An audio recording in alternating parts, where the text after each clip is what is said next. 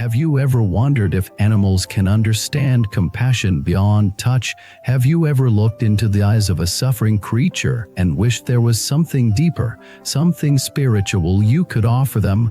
Could it be that your voice, your intention, your single chant could become a lifeline between their pain and peace? Welcome back to the channel. In today's video, we explore a topic that may surprise some and deeply move others: the power of chanting the name of the Buddha for animals, not just for humans, not just for the devout, but for every sentient being that breathes, suffers, and silently longs for liberation. This isn't just philosophy, it's a practice, sacred act rooted in the core teachings of Buddhism, that all sentient beings, whether human or animal, carry Buddha nature within them, and that nature can be awakened even if just for a moment through your voice. Let's begin with a foundational truth. Animals feel not just hunger, not just fear, but grief, of stress, of modern science tells us that animals possess emotional intelligence, social memory, even moral behavior. But long before science confirmed this, spiritual traditions already knew. They knew that animals, like humans, are souls on a journey. And sometimes that journey is filled with pain. Think of the stray dog trembling in the rain, the cat abandoned on the roadside, the cow led to slaughter, the lab monkey behind a glass wall, a bird gasping in a polluted sky. Now imagine this: what if your chant, Namo Amitabha or Hum Mani Padme Hum, or any sacred invocation could reach that suffering consciousness like a light in the dark? What if that one sound could give them peace where there was panic? What if, as they crossed the threshold of life and death, your voice could serve as a guide? This is not fantasy. It is the deep teaching of Buddhist compassion. Chanting for animals isn't about religion. It's about resonance.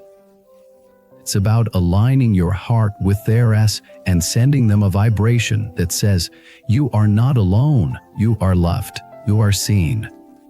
Many Buddhist monks and practitioners across the world report something extraordinary. When they chant for animals, especially those that are dying or have passed, there is a shift. Sometimes the animal relaxes. Sometimes the eyes soften. Sometimes there is a quiet peace that fills the space. This happens because energy transcends language. Your intention is the bridge. When you chant with a sincere heart, you are not just producing sound, you are producing a field of healing. Animals are exquisitely sensitive to that field. You might not see immediate miracles, but don't be fooled. On the level of soul, something is always happening. You are planting seeds. You are clearing karmic debt. You are honoring the sacredness of life, especially life that has been discarded or abused. And perhaps most beautifully, you are expanding your own heart in the process. Now, let's look at how you can begin this practice.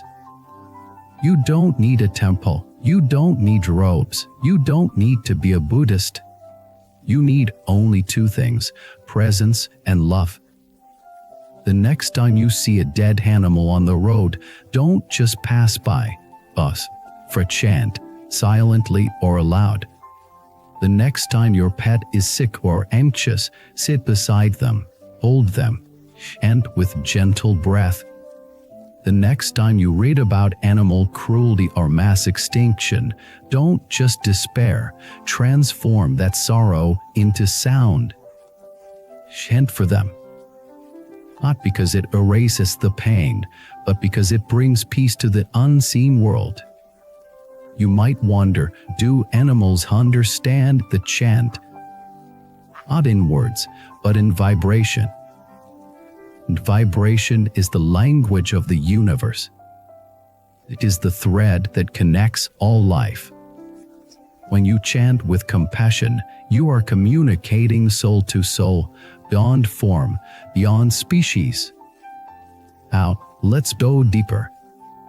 Some spiritual teachers say that animals take on collective karma, that some are born into suffering not as punishment, but as part of the cosmic balancing. What if your chant lightens that burden? What if your voice becomes their escort to a better rebirth? Pure Land Buddhism, chanting the name of Amitabha Buddha at the moment of death is believed to guide the soul to a peaceful realm. This applies not just to humans, but to all beings. You don't need to wait for the end, though. Chant now.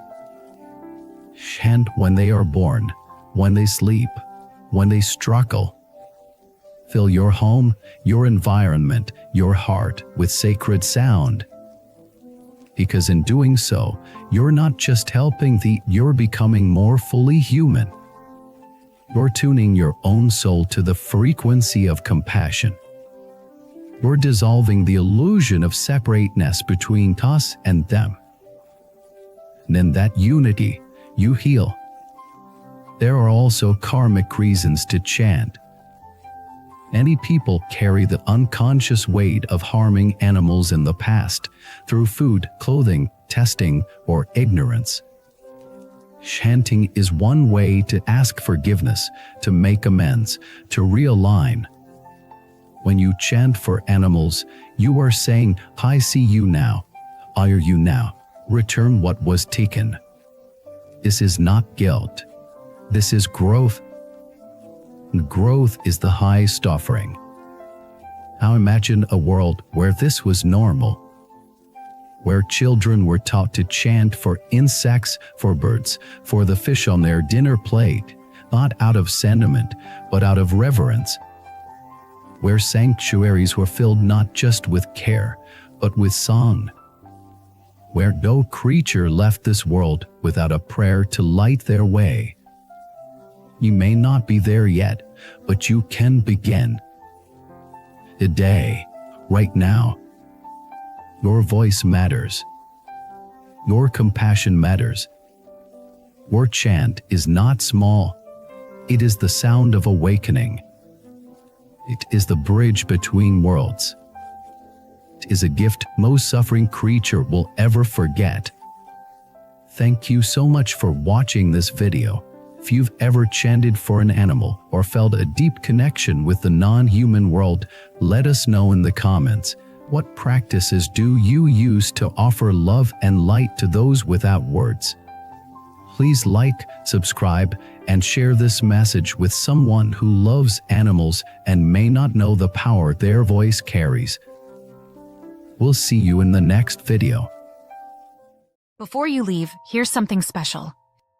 In Buddhism, we believe that every encounter carries a deeper meaning. Would you like to discover your true soul connection, the one written into your destiny? Take the Soulmate Test today and unveil the hidden truths of your journey. Click the link below and begin your path now. http://soulmate. You wisdom more, come, white.